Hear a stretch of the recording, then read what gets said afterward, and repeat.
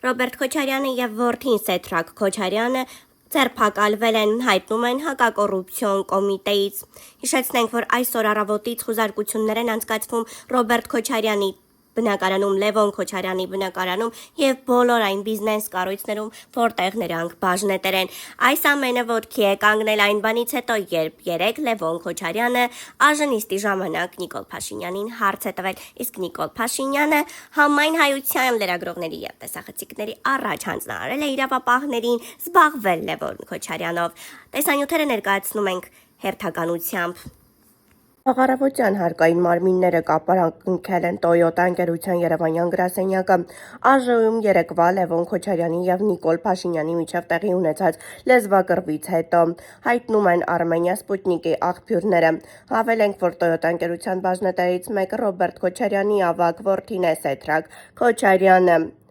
Նշենք, որ Նիկոլ Փաշինյանը երեկ իրավապահներին հրահանգեց ունեզրկել ՀՀ երկրորդ նախագահ Ռոբերտ Քոչարյանի եւ ՀՀ երրորդ նախագահ Սերժ Սարգսյանին։ Առավոտյան նախագահ Քոչարյանին քննչական մարմինները տեղափոխել են հակակոռուպցիոն կոմիտե։ Երեկ մամուլում տեղ գտած լուրերը հաստատվեցին, իշխանությունների հերթական գրոհն է սկսվել նախագահ Քոչարյանի եւ իր նկատմամբ։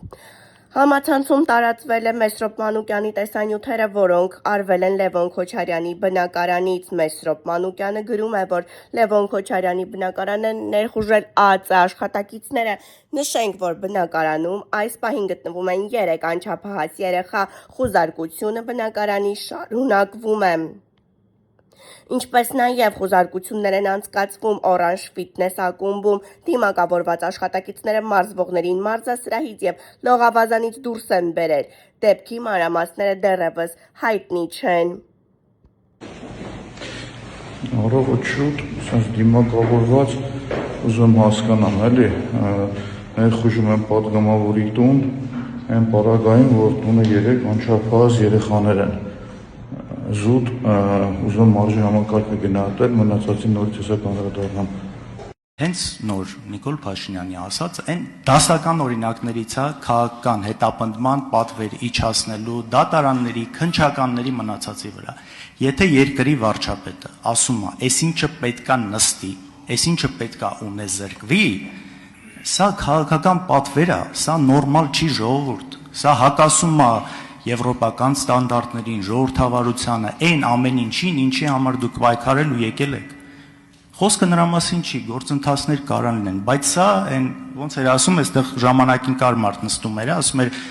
բայց պոզով պոչով է ալնում, բայց պոզով պոչով է այս պատվերը ալնում։ Ափաշկյարա օրը ցերեկով այս ամեն ինչը արվում է անընդհատ։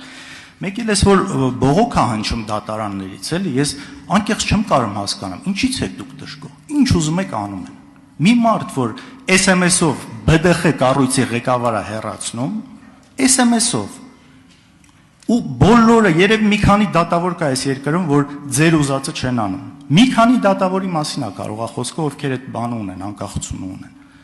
Ու լավ, ինչ է նշանակում, ժողովուրդը մեզնից ուզում է այս, ես հավատում եմ, բայց նաև դա ինչի է այտենց, որովհետև տարիներով այն եղած վատի վրա այնքան մեծ դոզա սուտ եք ավելացրել, բայց ձեզնից էլ պահանջում են, իսկ մեզնից գիտեք ինչ են պահանջում։ Մեզնից ընդհանուր ընդդիմությանը, որ նայեք 500,000-ից ավել ձայն է տվել։ Մեզ էլ ասում են Արցախը կործանած, հազարավոր զոհեր բերած, այդ պիղծ դավաճանը ինչի է մինչև հիմա կարում լինի այս բան։ Երբ որ դուք կանգնում եք երկրի ամենաբարձր ամբիոնում ու ասում եք դու չես կարող ժառանգես կամ բան, ու զուգահեռ գործ կա դատարանում, սա ուղիղ ճնշում է դատարանի վրա։ Ես իմ ամեն լումայի համար այդ պատասխանը տալու եմ, կամ չեմ տալու, դա դատարանում է, բայց դուք այստեղ դրա մասին խոսալով խախտում եք ամենահիմնարար սկզբունքը, այս ամեն ինչի, ձևախեղում եք ամեն ինչ, ու նաև ձեր մոտ այդ ընտրողաբար մոտեցումը, ձեր մոտ կա էլ նախկինի նախկին, էլ մարզպետ ներկանում հետ կապված այնքան հոդվածներ եք գրել ժամանակին, բայց հիմա ձեր մոտ են ու իրանց հետ կապված դուք խնդիր չունեք։ Ուրեմն այս ամեն ինչը անձնավորված է, ու եթե իմ սաղ կյանքի իմաստը լներ ինչ որ բան ժառանգելը, ես հիմա այստեղ նստած չէի լինի։ Ես իմ համար հանգիստ ինչ որտեղ կլնեի, ունեցվածքը շուտվանից ծախած, հանգիստ ու այս ամեն ինչից հեռու։ Պարոն Փաշինյան, ձեր խոսքի մեջ մի քանի անգամ օգտագործեցիք Նախճիվան։ Նախճիվան գոյություն չունի։ Նախիջևան։ Եվ եթե խոսեք ձեր թիմակիցների հետ, պարոն Գափյանը ձեզ նույնպես կհուշի Նախիջևան, Գարդման, Շիրվան։ Հիմա Նախիջևանով անցնող երկաթուղու մասին։ Ինձ հետաքրքիր է երկաթուղու հետևյալ հատվածը. Դիլուջու, Արալիկ, Իգդիր, Կարս ճանապարհն է երկար, թե Դիլիջու,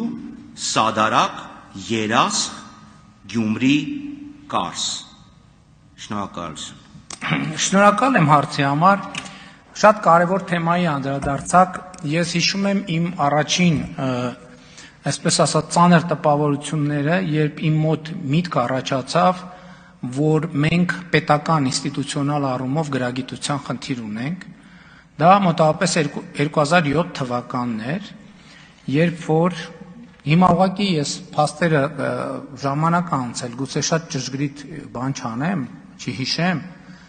խնդրում եմ ես մասով մի քիչ բան եղեք, ներողամիտ եղեք, բայց ընդհանուր գիծը տրամաբանական 100% է, երբ որ արտաքին գործերի նախարար Վարդան Օսկանյանը միտեղ խոսելով ասել էր, որ Նախիջևան բառի հենց ծագումը նշանակում է, որ դա հայկական տարածքներ են,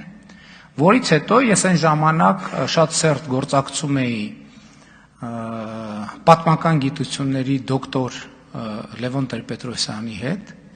եւ ես հիշում եմ, որ ընդ որում այդ ընդդիմություն, իշխանություն, այս բանի բանավեճի հետ էր, եւ հայկական ժամանակ թերթի խմբագիրն էի, եւ ես հիշում եմ, որ Լևոն Տեր-Պետրոսյանը եւ Աշոտ Սարգսյանը, էլի պատմաբան, մի երևի թերթի 2 էջանոց հոդված գրեցին, որի ընթերցումը ինձ համար տենց շատ բան էր, Նախջևան բառի ծագման հետ կապված։ Այդ հոդվածը տպված է, ես ճիշտ ասած հիմա չեմ փնտրել, եւ ինձ համար խնդրեմը գիտեք ինչն է, որ ես հենց էս եմ ասում, որ մենք չի կարելի սենց պետություն ունենալ, հասկանում եք, չի կարելի, որ երկրի արտաքին գործերի նախարարը հայտարարություն անի մի բանի մասին, որը ավարտական կուրսի ուսանողի համար ակնհայտ պարզ ձևակերպումն է, այսինքն հայկական պատմագիտությունը նույնիսկ չի վիճարկում այդ բառի ծագումնաբանությունը, բայց հայկական մեր քաղաքական նարատիվների համատեքստում ընենց է փոխվել։ Ես ձեզ ուրիշ բան ասեմ, որը ձեզ դուր չի գա։ Մենք մեր պատմության մասին, մեր իրականության մեջ ընդունված է պատմության մասին խոսալ, մեր իրականության մեջ ընդունված չի պատմությունը կարդալ, որովհետև խոսացողների 90%-ը պատմության մասին լսել են հեռուստատեսային քաղաքական հայտարարությունների մասին։ Մեր պատմությունը ընթերցված չի, եւ մեր իրականությունը, մեր պետության հարատեվություն ապահովելու առաջին քայլը մեր պատմության ընթերցումն է։ Ընդ որում ես էլի ասում եմ, ես նոր պատմության մասին չի խոսքը, ակադեմիական հրատարակություն են գիրքը, որը ես ցույց եմ տվել, որը տպվել է հեղափոխությունից առաջ, այդ պատմության գիրքը պետք է կարդալ, որը ակադեմիական պատմության գիրքն է։ Եվ թույլ տվեք ասել, որ մեր քաղաքականությունները ամբողջությամբ հենված են մեր պատմական դասի վրա։ Ես ձեր երկրորդ հարցին արձագանք։ Ակնհայտ է, որ երկրորդ հարցին չէիք պատասխանի, ասում եք պատմություն կարդալը ընդունված չի, բայց կարծում եմ ընդունված կարգ է, որ վարչապետը կարդա իր կառավարության հեղինակած ծրագիրը, որի 97-րդ էջի վրա ներքևից 6-րդ էջին գրված է, տեղին ներեցեք, երազք Նախիջևան։ Հենց որ ուրիշներին որ խորհուրդ եք տալի կարդալ պատմություն, ես խորհուրդ եմ տալի կարդալ ձեր իսկ գրած ծրագիրը։ Իսկ իրականությունը երկրորդ մասի վերաբերյալ հետևյալում է, ճանապարհը մանավանդ որ կառուցվում է Թուրքիայի եւ Ադրբեջանի կողմից, Դիլիջու, Արալիկ, Իգդիր, Կարս, մոտ կրկնակի ավելի կարճ է, մոտ կրկնակի, քան թե Դիլիջու, Սադարակ, Երասխ, Ախուրիկ, Կարս, հետվաբար որ ներդրողը Ես կուզեի տեսնել այդ որ ներդրողն է, որը երկար ճանապարհն է նախընտրում, կարճը թողած, մանավանդ որ շինարար կազմակերպություն երկրները արդեն սկսել են Ավարտեք։ Կարս Իգդիր, Ավարտեք։ Արալիկ դիրիջու ճանապարհի կառուցումը, իսկ փետրվար ամսին Մյունխենում Խաչատրյան, ավարտեք։ մի անգամից ներողություն եմ խնդրում, մի անգամից հենց ոտի վրա կտրեց, որ ինքը երբևէ դիտարկելու է երազ սադարակ ճանապարհի կառուցումը։ Պարոն Խաչատրյան, քանի որ ես